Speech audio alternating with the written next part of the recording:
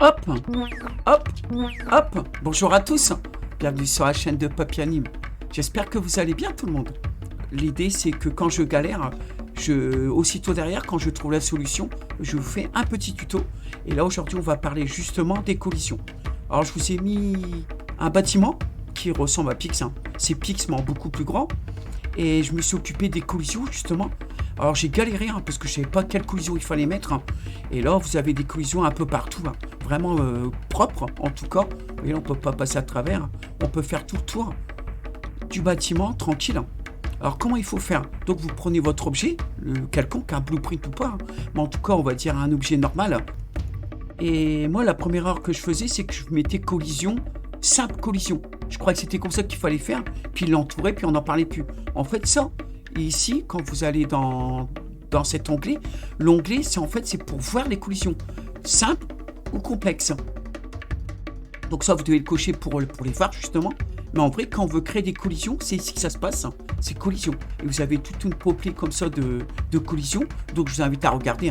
Moi, en tout cas, ce que j'ai choisi, c'est la box. Vous voyez là, je crée une collision box. Je prends la collision, je la mets à la taille que je veux. On va faire une petite taille.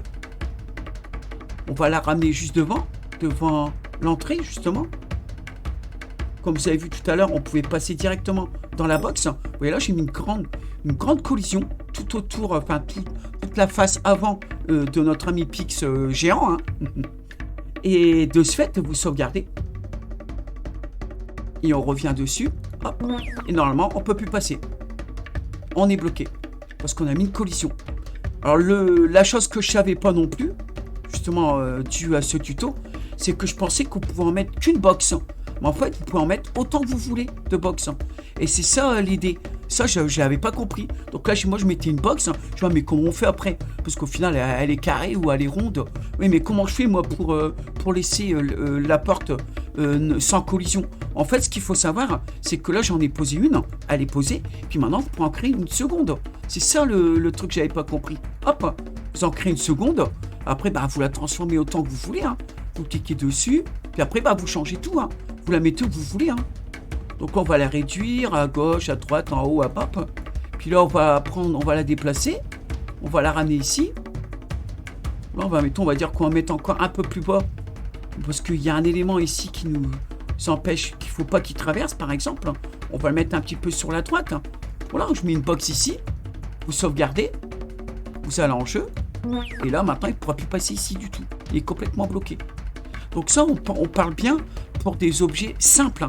Là, on va faire des plateformes à l'intérieur de l'habitation de Pix, qui est encore Pix. Et au final, il faut faire plein de plateformes parce qu'il doit il doit prendre de la hauteur et tout. Bien évidemment, vous n'allez pas mettre des collisions sur chaque box à chaque fois. Ça va prendre une blinde. Ce qu'il faut faire, c'est qu'il faut créer un blueprint. Et dans le blueprint, vous faites votre étagère avec sa collision.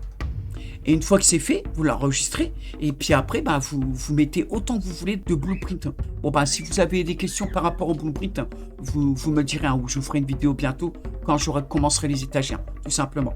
Voilà, ça c'était le tuto du jour, en fonction de mes galères. J'espère que ça a débloqué plus d'un. On verra bien. Vous me direz si ça vous débloque un petit peu. Allez, je vous dis à bientôt.